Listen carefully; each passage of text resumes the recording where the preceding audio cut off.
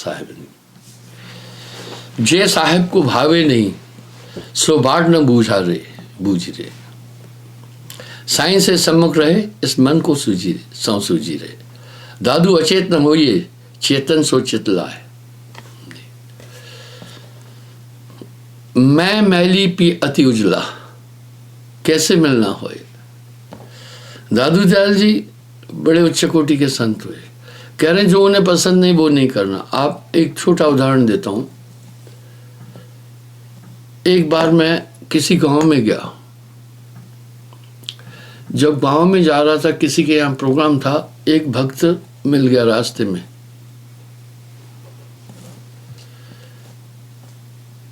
भक्त ने मुझे कहा गुरुजी बैठो, और वो एक चद्दर लाया अच्छी नई, एक खटिया थी जिस पर मैंने पहले देखा हजारों मक्खियां बिन बिन कर रही थी। उस खटिया पर उसने वो चद्दर बिछाई, मुझे कहा बैठो। मैं चाह कर भी नहीं बैठ पाया, भक्त था। मैं उनसे बात की, मैंने कहा अभी मुझे जाने दो, जरूरी काम पर जा रहा हूं। अब सवाल क्या था, उस खटिया पर वो रोटी भी खाते होंगे बच्चे सोते थे तो लेटरिन पेशाब भी करते थे। मक्खियां ऐसे नहीं आती है, वो खाती गंदगी है। उनके पास बड़ी अजीब सूंड है हाथी की तरह। मैं चाह कर भी वहां नहीं बैठ पाया। इस तरह अगर आपका अंतःकरण पाप से कुंठित है, अंदर की दुनिया में आप प्रवेश नहीं ले पाएंगे। मैं मैली पी अति उजला, मैं मैली पी अति उजला कैसे मिलना होए।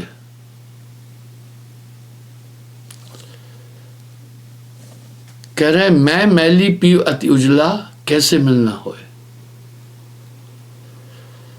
दिल का उजला साफ कर जाने के आने के लिए स्वाभाविक है, अंदर सफा बाहर सफा, फिर साहेब काहे कफा खफा। अगर इस दिल के हुजरे में उसने आना है तो इसको सफा करो, पकड़कर नाम का झाड़ू सफा कर दिल के हुजरे को। नाम के झाड़ू से दिल का हुजरा साफ कर। दिल में क्या गंदगी है, काम क्रोध लोभ मोह अहंकार आदि मत्सर अंतःकरण में गंदगी मचाए हुए है। इसलिए पानी जब गंदा होता है तो पानी के अंदर कुछ नहीं दिखता है। बस पानी निर्मल हो जाए तो आपको पानी के अंदर सब कुछ दिखाई देगा। इसका है प्रगट पर दिसत नाही सतगुरु सैन सहारा है। जे साहेब को भावे नहीं सो बाट न बूझ रे, अंदर सफा बाहर सफा, फिर साहेब काहे खफा। अब आप वो भक्त था, मैं चाहकर भी नहीं बैठ पाया। इस तरह इस हुजरे को सफा करो। है प्रगट जे साहेब को भावे नहीं सो बाट न बूझ रे, वो रास्ता मत चलना। यहां साहब ने तंज कसाया, गुरु बताए पूरब को, गुरु बताए पूरब को चेला पश्चिम जाए। भीतर कपट की टाटरी कैसे मिले आए।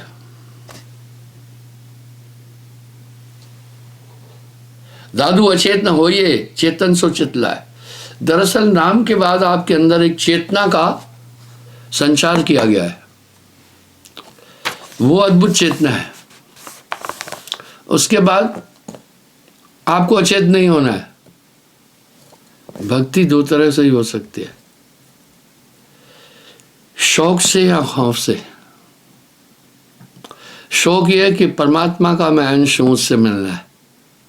खौफ ये न जाने शरीर छूटने के बाद फिर मैं कहाँ चला जाऊंगा। 84 की धारा बड़ी गहन है, इसलिए भय रखना है।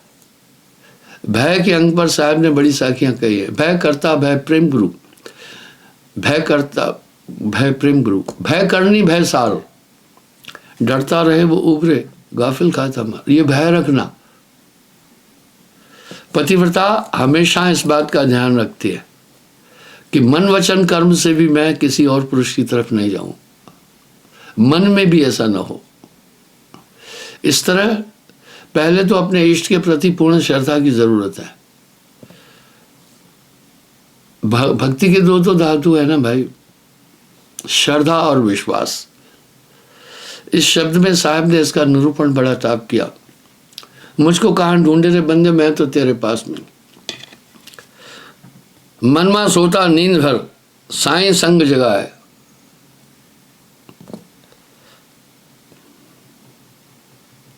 आपा पर सब दूर कर, सत्य नाम रस लाग। दादू अवसर जात है, जाग सके तो जाग। एक चीज आप अनुभव करो ना, आपको ज्ञान मिल जाएगा। हर एक इंसान जानता है इस दुनिया से जाना, भुला देता है, लेकिन ये भुला देता है जो हमेशा अपनी मौत को याद रखता है। शरीर छूटेगा, वो कभी बुरा कर्म नहीं कर सकता। काल खड़ा सर ऊपरे, काल गए हैं केस, ना जाने कहाँ मारसी, क्या घर क्या परदेश। दादू दयाल जी चेतावनी दे रहे हैं, अवसर जाता है। ये श्वासाएं चलती जा रही है। 21,608 श्वास इंसान 24 घंटे में लेता है। ये सब नागिन ले लेती है। जिस श्वास में सुमरण नहीं गई वो श्वास। अब यहाँ एक रहस्य है, श्वास के सुमरण का क्या मतलब है। श्वास के सुमरण का ये मतलब है, कभी कभी आप देखते हैं श्वास आप दूषित वायु में जब श्वास लेते हैं तो संक्रमण हो जाता है। श्वास ही प्राण है। जब आप श्वासाओं में सिमरन कर रहे हैं तो पूरे शरीर से के रोम रोम से आप सिमरन कर रहे हैं। सुमरण सांसों सांस का, जामे गांठ न मेर। माला मोह से लड़ पड़ी, क्या फेरत है मोह, मन माला के फेरते प्रभु मिलेंगे तो।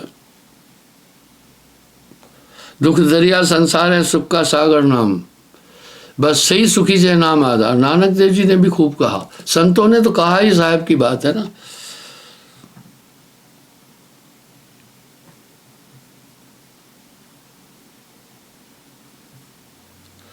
काल न सूझे कंध पर, मन चितवे बहु आस।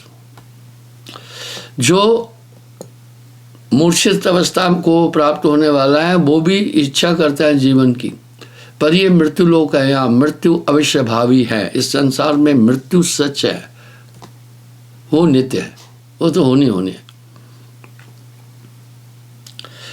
काल खड़ा सर ऊपरे, काल गए हैं केस। काल खड़ा सर ऊपरे, काल गए हैं केस, ना जाने कहाँ मारसी, क्या घर क्या परदेश। इसलिए एक भय रखना, हमेशा इस चीज का आप ध्यान रखें, एक दिन सब छूट जाएगा। ये अचेतनता मन लाता है। हम सब देखते हैं अपने बड़े बुजुर्ग सामने चले जाते हैं, एक छदाम भी अपने साथ नहीं ले जाते। आई आंधी मौत की और सो गए। जब मृत्यु आती है एक अजीब मूर्छा आती है पहले, ठीक वैसे ही होता है जैसे किसी में प्रेत आत्मा प्रवेश लेती है, जब उसका अपनी सुध कुंद कर देती है, उसका अपना कॉन्शियस कुंद कर देती है। जैसे नींद आती है, आपकी चेतना का स्तर बहुत डाउन हो जाता है, वो निद्रावस्था की एक मूर्छा है। इस तरह मौत की आंधी आने पर आदमी सब चीजें सीज हो सकती है। भरे पूरे परिवार के अंदर यमदूत इस आत्मा को ले जाते हैं। सिस्टम कैसा है, अगर ये दिखाई देते ना तो लोग हाथ जोड़कर उसका सर दर्द कर देना था, यमदूतों का और धर्मराज का, पता है। लेकिन सिस्टम ऐसे बनाया है, बड़ा अजीब सिस्टम बनाया है। तो सब जानते हैं चला चली का मेला है, सोचने नहीं दे रहा है मन। साहब ने चेतावनी अंक के शब्दों में बहुत शब्द कहे हैं, चेत सवेरे बावरे, जल्दी सोच लो, एक दिन बंदिया है तुझे चलना, पलट के आना नहीं। आपको ये चला चली का मेला है। काल न सूझे कंध पर, मन छिटवे बवास, दादू जी जाने नहीं, कठिन काल की फांस। फंदे में लोग फंदे में फंसाते हैं। काल की फांस बहुत तगड़ी, जिनके हिंकारने से पृथ्वी कांपती थी धरातल में, उनकी भी अर्थी समा गई। मिट्टी की एक चुटकी उठाना, उसमें ऐसे से महारथियों का शरीर की धूल है। आखिर ये तन खाक मिलेगा, कहाँ फिरत मगरूरी में। वाह क्या चेतावनी है। आखिर ये तन खाक मिलेगा, कहाँ फिरत मगरूरी में, मन लागो मेरो यार फकीरी में। जिनके हिंकारने से पृथ्वी कांपती थी वो भी मिट्टी में समा गए। आखिर ये तन खाक मिलेगा, कहाँ फिरत मगरूर में। चेत सवेरे बावरे, इंसान फिर भी सोच नहीं रहा है। धर्मशाला में रहने वाला अच्छी तरह जानता है यहां से जाना है, धर्मशाला मेरी नहीं है। धर्मशाला में रहने वाला भली भांति जानता है यहां से जाना है। ये जगह एक सराय है। मैं आपको एक उदाहरण देता हूं। इब्राहिम आदम अमीरी में और बादशाहत के अहंकार में डूबे हुए थे, विषय विकारों में फंसे हुए थे। बस न जाने कौन से गुण से दया में रिझ जाते हैं, यही सब ग्रंथ कहते हैं, यही सब शास्त्र गाते हैं। साहब की मौज हुई, आजम शाह के महल में साहब पहुंच गए। जब महल में पहुंच गए, उनको कौन रोक सकता था, और सीधे बादशाह के पास गए। वो यही कहते जा रहे थे, ये किसकी सराय है, इसमें कौन रहता है। आजम शाह ने कहा, हे फकीर, तुम गुस्ताखी कर रहे हो, ये सराय नहीं है, ये मेरा महल है।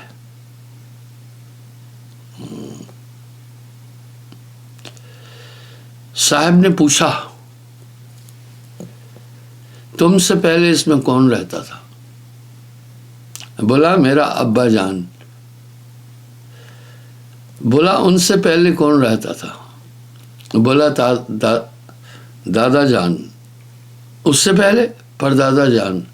वो चले गए, तुम भी जाओगे, कोई साथ नहीं ले गया। बोला, मैं साथ ले जाऊंगा। देखो न जाने कैसे समझा देते हैं साहब। बोला, ठीक है। एक सुई साहब ने दी। बोला, साथ कहाँ ले जाओगे। बोला, जन्नत में। साहब ने एक सुई दी। बोला, भैया ये सुई भी वहां ले आना, मैं आपसे लूंगा, जन्नत में मिल लूंगा। आजम शाह उस सुई को हमेशा अपने पास रखता था। एक दिन वजीर ने कहा, जहां पना, मैं देख रहा हूं आप ये सुई हमेशा साथ लिए घूमते हैं, क्या बात है। आजम शाह ने कहा, ये सुई मुझे फकीर दे गया है, और उसने बोला कि स्वर्ग में, जन्नत में सुई मुझे देना। वजीर मुस्कुरा कर बोला कि हुजूर, आप ये शरीर यहाँ छूट जाएगा, सुई भी नहीं ले जा सकते, वहाँ कुछ नहीं, मुसाफिर खाना। उसने कहा, तब तो वो फकीर सही कह रहा था। देखा, एक सुई से ज्ञान दे दिया। वो कह रहा था ये सराय है, जब यहां से कुछ नहीं जाना तो मेरा क्या है, फिर इतना ही तो सोच लो। वाह, साहब कह रहे बस इतना सा सोच लो।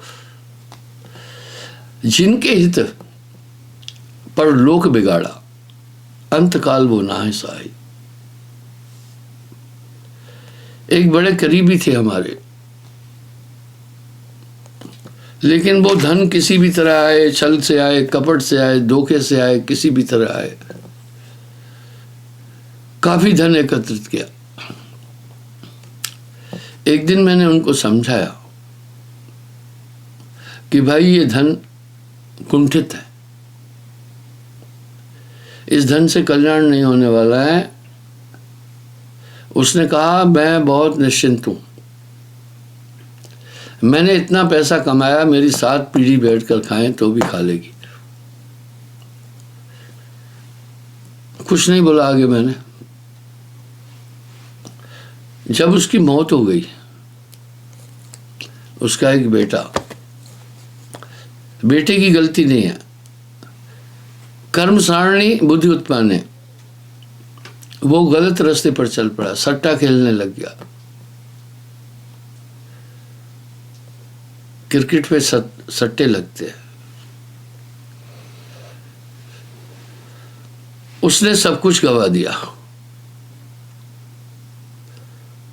और बड़े बड़े बदमाशों से ऊंचे रेट पर, ब्याज रेट पर धन लिया। वो दबंग थे, उन्होंने पूरी प्रॉपर्टी हड़प ली। मैं क्या देखा, वो तो 7 पीढ़ी बोला था, उसके बाद में जो था पहली पीढ़ी भटक गई, किराए के मकान में रहने लगे और हर तरह की गर्दिश आ गई।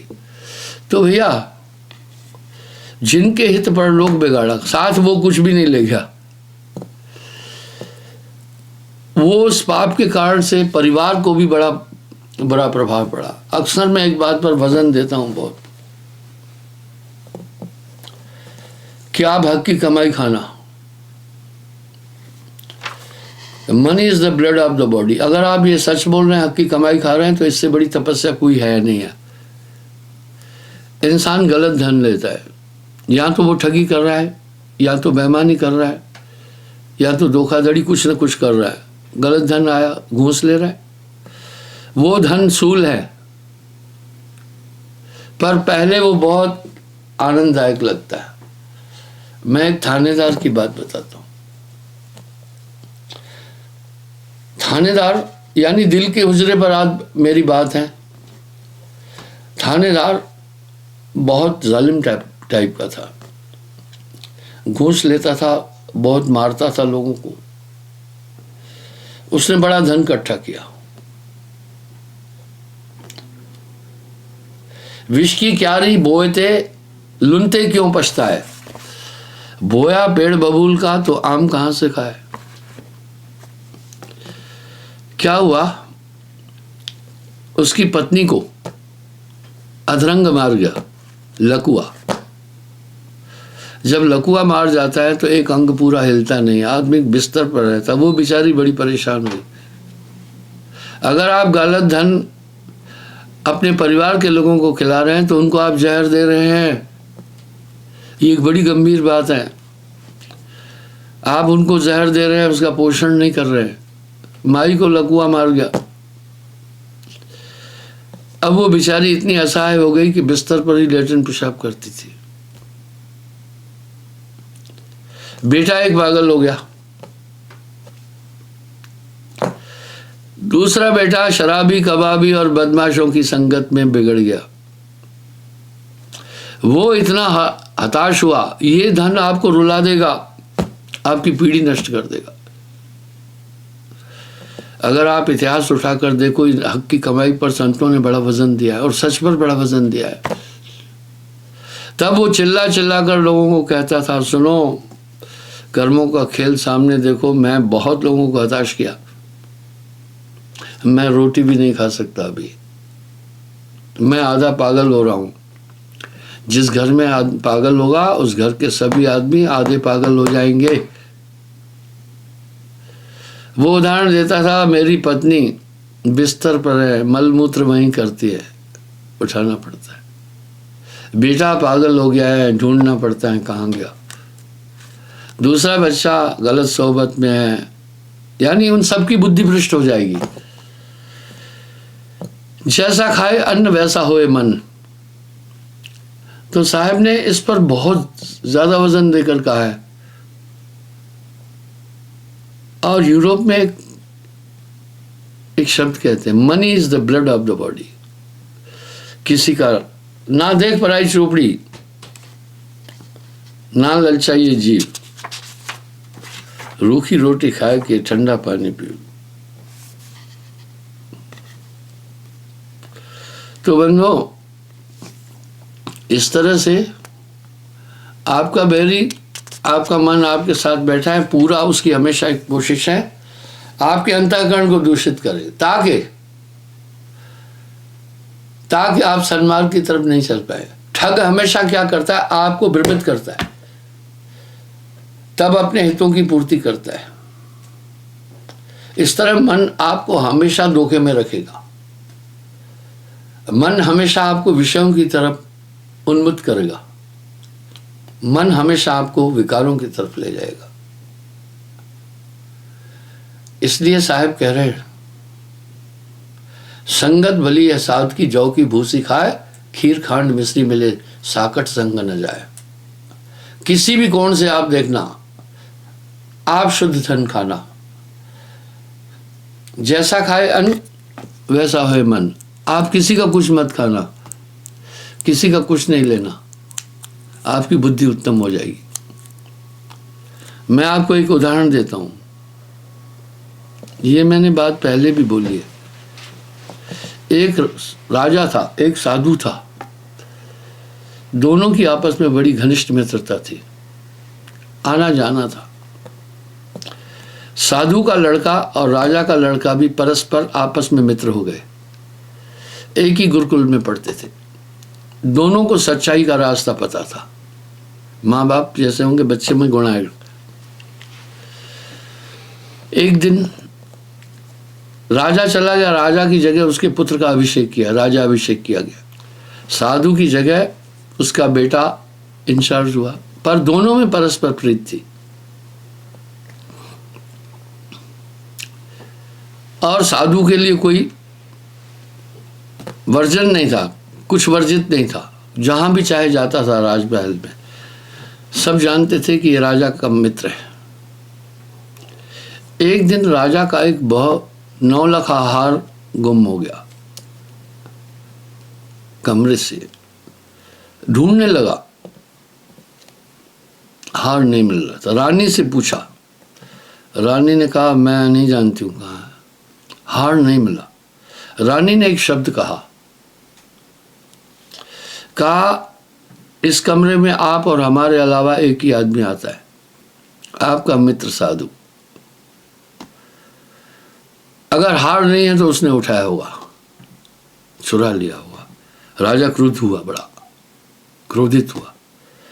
कहा खबरदार, जो दोबारा मेरे मित्र के लिए ऐसे कहा, महात्मा है वो, तुम्हारी जबान खींच लूंगा। रानी चुप हो गई। कीमती चीज होने के कारण वो बार बार फिर उच्चारण करा, आखिर हार गया कहाँ। रानी ने कहा, आप चाहे गुस्सा हो या कुछ हो,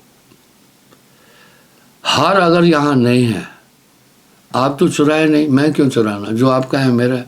तो साधु चुराया। बोला नहीं, मैं उसको जानता हूं, वो ऐसा काम नहीं कर सकता है।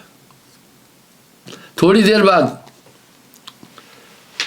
वो साधु आया, उसने राजा को हार दिया, बोला ये हार रखो, आज के बाद मैं आपके घर कभी नहीं आऊंगा। राजा ने पूछा ऐसा क्यों? बोला मैं कल ये हार चुरा के गया था। राजा ने साधु को कहा, मित्र की परीक्षा मत लो, आप एक महात्मा है, आपको मैं जानता हूं, आप चोरी नहीं कर सकते हैं। उसने कहा हे मित्र, सच है, कल मैं चोरी करके गया था। राजा भी ज्ञानी था। राजा ने पूछा, कल तुमने भोजन कहां से खाया था, कहां खाया था? साधु ने बोला मैं एक सुनार के यहां भोजन किया था। बोला बस, उसमें अनित का धन था, तुम्हारी बुद्धि कुंठित हो गई। कोई बात नहीं है। जब 24 घंटे बाद वो धन, वो अन्न तुम्हारे पेट से बाहर आया मल रूप में, फिर तुम्हारी अचेतना शुद्ध हुई, इसलिए तुम हार लेके आए। तो भैया हको हलाल की कमाई तो बहुत ज़रूरी है। वो सच का प्रथम अंग है। सत्य के 8 प्रकरण हैं, 8 अंग हैं। सच ही बोलना, सच ही सोचना, सच ही सुनना, सच ही क्रिया करना, सत्य ही संगत करना, सच शास्त्रों का अध्ययन करना और सत्य ही आहार करना, तब पूर्ण सच होता है। सच सिर्फ सच का एक अंग नहीं है। ठीक वैसा ही जैसे वृक्ष के 6 अंग हैं, जड़, तना, शाखा, पत्र, फल और फूल। फूल और फल, इस तरह सत्य के 8 अंग हैं। जो सत्यवान है उनको 8 चीज़ों का पालन करना होगा। तभी तो साहब ने एक बात कह दी ना, साच बराबर तप नहीं, झूठ बराबर पाप।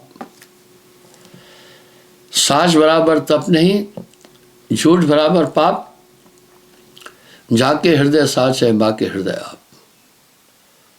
तो बंधु, इस तरह आज के प्रवचन में मैंने अंतःकरण की शुद्धि की बात किया। पर इन नियमों पर चलने की ताकत, बिना अध्यात्म शक्तियों के आप नहीं चल पाएंगे। और ये ताकत गुरु आप में प्रेषित करता है। ऐसे ही नहीं कह दिया गुरु बिन हृदय शुद्ध ना होई, कोटन भांत करे जो कोई। गुरु के बगैर हृदय शुद्ध नहीं हो सकता, चाहे आप कितने भी पढ़े हैं। मैं आपको एक उदाहरण और देता हूँ। मुझे एक सरफ्री PhD ने एक बात कही, गुरु फुरु एक धोखा है, एक बिजनेस है, एक छल है।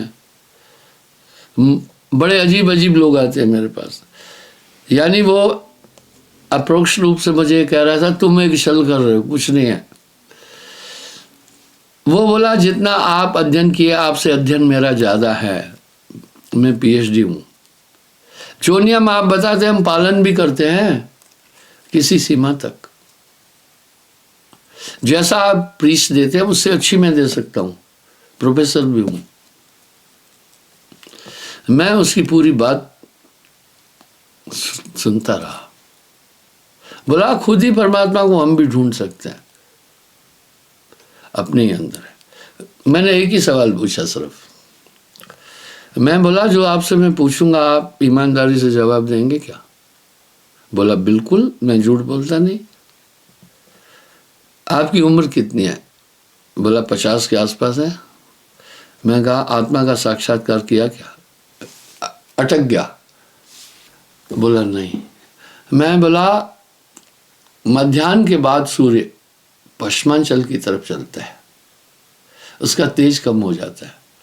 इस उम्र के बाद तो आप क्या कर पाओगे?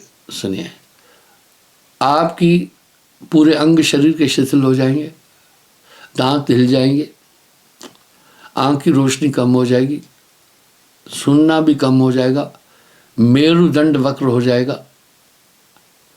तो फिर ब्रेन मेमोरी भी कम हो जाएगी। किस समय खोजोगे? तुम्हारी अकल तो उस समय गोली हो जाएगी। आत्मा में ईश्वर है, आपने पढ़ा, क्या आप जानते हो? बोला नहीं। मैं बोला फिर ये खोज कब करोगे? बात उसके दिल में बैठ गई। साहब चाहे तो गधे को बादशाह कर दे, बादशाह गधा बनाता है। दीक्षा ले ली। फिर एक आदमी हमेशा मुझसे तर्क करता था, आता था सत्संग में, कबीरपंथी था। अपनी विद्वता जताने के लिए बीच में खड़े होकर के सवाल भी करता था। लोग जानने लगे ये बहुत ज्ञानी आदमी है। मैं ये जान गया ये बहुत मानी है, ज्ञानी नहीं है, बहुत मानी है। अपनी विद्वता जताने के लिए कई किस्म के सवाल करता था, जिससे पब्लिक सोचती थी इसको काफ़ी नॉलेज है। पर कबीर एक को जानिया तो जाना सब जान, कबीर एक न जानिया सब जाना जाना जान। एक उसको जानने के बाद शायद बाकी शेष कुछ नहीं रह जाता है। इसलिए ये काम गुरु की शक्ति के बिना कभी भी नहीं हो सकता है। तुम चाहे कितने भी पढ़े लिखे हो, गोस्वामी जी ऐसे ही नहीं लिख रहे हैं, गुर बिन भवनिध तरह न कोई, गुर बिन भवनिध तरह न कोई, जो बिरंच शंकर समोई। इसलिए अध्यात्म शक्तियां आपको प्रेषित करता है आपके अंदर गुरु, पर यह ध्यान रखना, वस्तु अमोलक आपको गुरु ने दिया संभालना। कितने सटीक शब्द हैं साहब के, नाम सत्य गुरु सत्य हो, आप सत्य जो होए, तीन सत्य जब एक हो तो विश्व से अमृत होए। बुद्धि से ग्रहण की हुई चीजें जब वो आंधी आ जाती है मन और माया की, सब वाश हो जाएगी, लेकिन जो अंतःकरण में बैठा हुआ है वो हमेशा आपके साथ रहेगा। इसलिए अध्यात्म जो है बुद्धि का सब्जेक्ट नहीं है। मैं शिक्षा का विरोधी नहीं हूँ, शिक्षा से समझने और सुनने के लिए और बोलने के लिए आपके पास गुण आता है, अनुकरण की ताकत नहीं आ सकती है। बड़े बड़े विद्वानों से मैंने पूछा, वो बड़े बड़े दोष करते हैं, इतना अनपढ़ भी नहीं कर सकता है। वाह, इसलिए वो नाम की ताकत गुरु जब प्रेषित करेगा काम तभी बनेगा। बिना गुरु निस्तारण है ही नहीं, सवाल ही नहीं उठता है। और गुरु सच जो आप में यथार्थ में एक ज्ञान की किरण जगा देता है। गुरु बिन हृदय शुद्ध ना हुई, कोटिन भांत करे चुक। उसके बाद फिर आपका काम बनता है कि उसका अनुकरण करना। नाम सत्य गुरु सत्य हो, आप सत्य जो होए, तीन सत्य जब एक हो विश्व से अमृत होए। मैं संगत को पुनः सूचित करता हूँ, 13 तारीख को मेरा प्रोग्राम सतवारी चौक में ओपन प्रोग्राम है। ये करीब 2 साल 8 महीने के बाद हमने वहाँ प्रोग्राम देना है। अधिक से अधिक मात्रा में वहाँ पहुँचकर उस आयोजन को शोभावित करें। साहिब।